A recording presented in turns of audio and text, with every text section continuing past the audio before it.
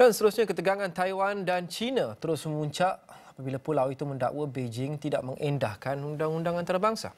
Pernyataan dibuat Timbalan Ketua Pengarah Kementerian Luar Taiwan, John Y.J. Chen, menyusul selepas China melancarkan roket ke arah pulau itu pada Selasa.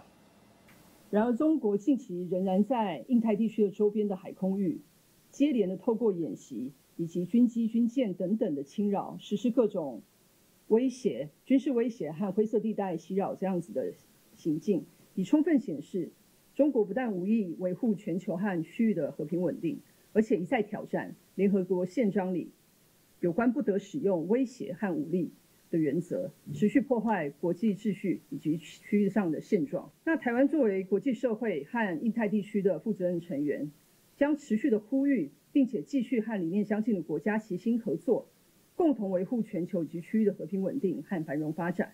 那事实上，台湾向来与理念相近国家保持密切的联系，特别是美日欧盟和 G7 成员国。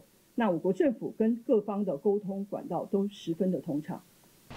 Tentera China pada Isnin sahkan melakukan latihan ketenteraan darat, laut dan udara di sekitar Taiwan. Beijing mendakwa tindakan itu sebagai hukuman tegas terhadap usaha kumpulan pemisah pro kemerdekaan Taiwan yang cuba mencapai kemerdekaan melalui usaha bersenjata. Latihan ketenteraan itu diadakan 11 hari selepas Amerika Syarikat mengumumkan jualan senjata bernilai $11.1 bilion kepada Taiwan. Dalam pada itu, Kementerian Pertahanan Taiwan turut sahkan latihan tembakan China telah dijalankan di utara pulau itu pada pagi Selasa.